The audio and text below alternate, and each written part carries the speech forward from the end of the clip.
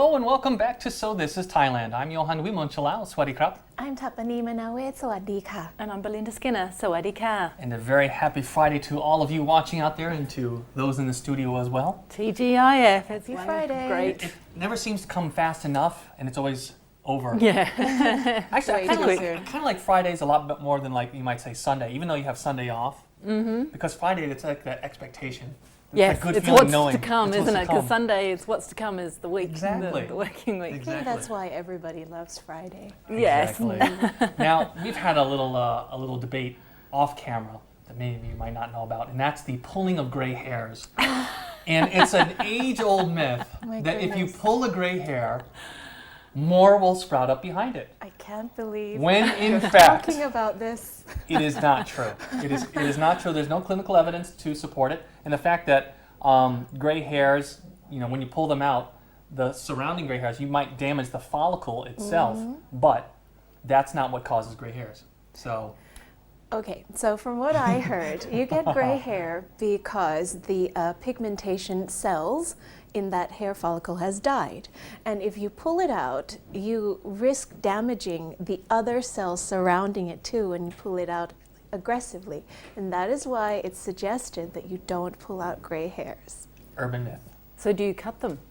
Yeah, actually, Can they, you cut them actually, just to they, hide them? They actually recommend that you never pull out hair because it does damage. It can damage the follicle, and if you pull out hair within a small area repeatedly, you're actually going to end up retarding the growth, and you might get a bald spot. Okay. So, yeah, I guess the Grey is better than bald. yeah. The moral of the story is don't pull. Live with the gray hairs, or if you can't, dye them. But they do not cause more gray hairs. So. That's advice I shall be looking into soon, but not any time in the near future. Well, looking at the talk of the town. Yes, we're going to look at jobs first of all.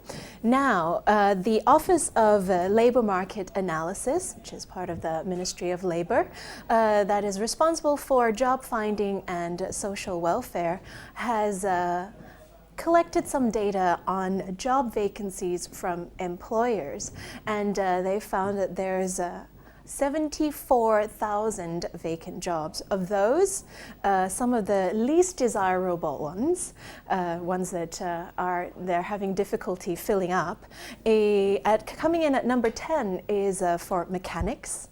So progressing onwards down the list, accountants, welders, electricians. I don't know what you call those people who work in warehouses. Storeman? Storemen? Foreman. Foreman? Yeah. Okay.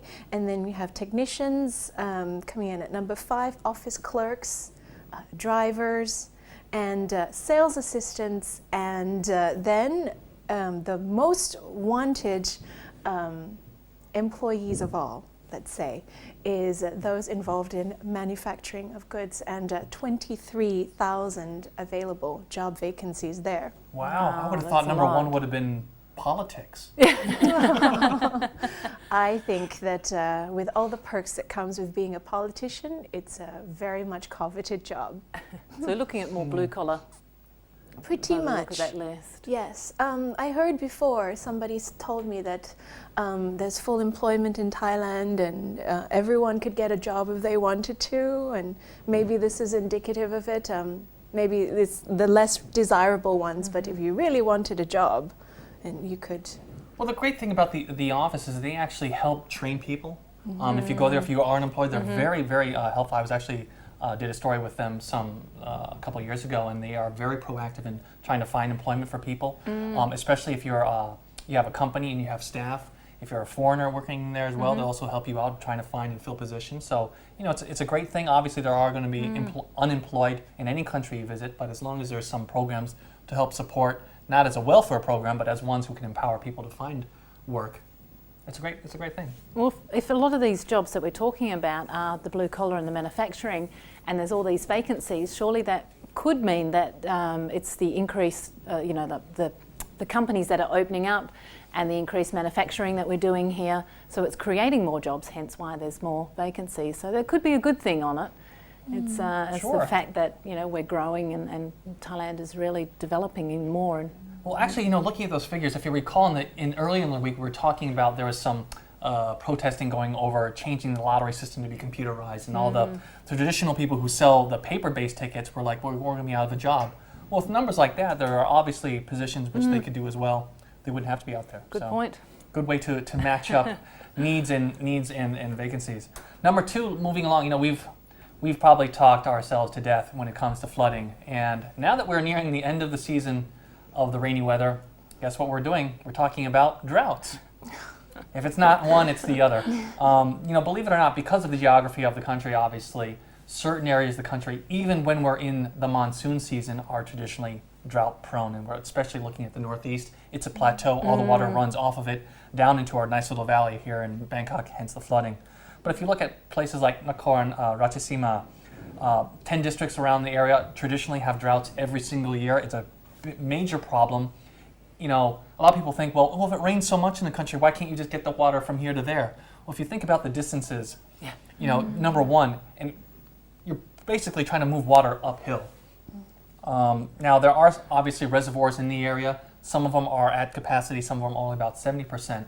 So it's, they do have water to get them partially through it. Now, but the curious part is the irrigation grid, how they actually disperse and distribute the water from the reservoirs. It only covers about 8% of the farmland.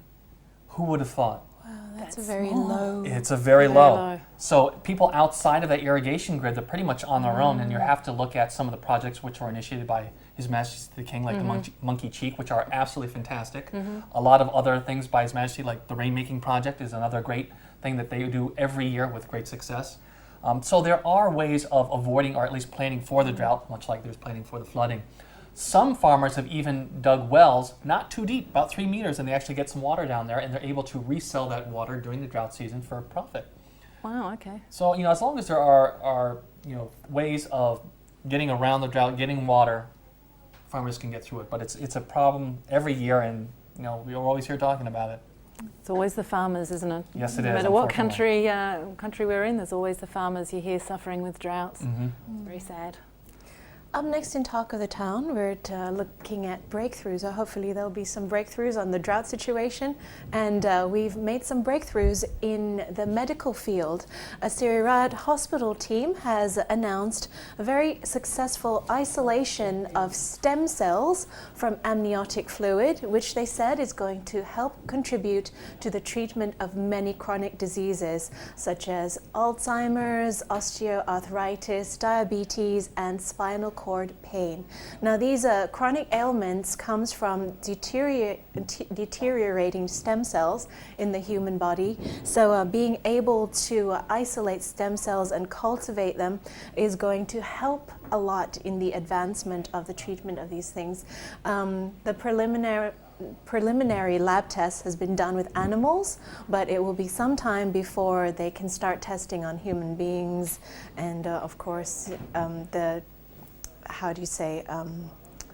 the debate on that as well, whether it should be done or not. But at least there is some headway being made. Well, it's great. Obviously there have been debates. There's been great headway done around the world in terms of stem cell research, and the benefits are well known. It's great to see that Thailand is following along in that trend. Yeah, medical science is just moving so quickly, and it's wonderful to see. I mean, no matter what you think on stem cell, there is the debate, but as you said, Thailand is moving forward. It's great. We are trying to push ourselves as a medical hub of Southeast Asia, and we seem to be doing a great job about it.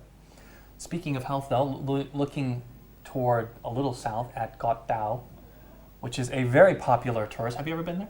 Mm-hmm. It's a fantastic place to visit. I haven't. You've never been there? Well, you're going to have to. Now, the good news for that is because of the rising demand for hospital services, the Public Ministry of Health, Health Ministry, is looking to build a new hospital on the island.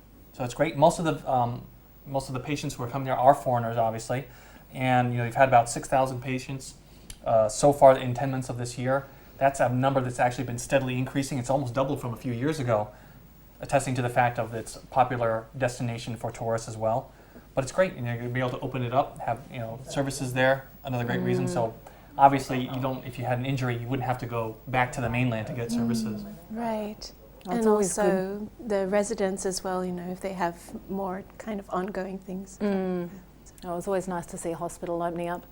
And hopefully it doesn't go back to our story the other day about nursing and the Yes, shortages exactly. even more. Well, one of the great things about Ghat Dao is the fact people go there for scuba diving. You know, we've Yes. covered a lot of articles on Yeah. looking at the corals and all the fish. It's a great place to go scuba Yeah. diving. Over 500,000 tourists go there just for that. Wow, So serious. phenomenal Wow. number. So it makes sense. You want to have the services there which support Yep.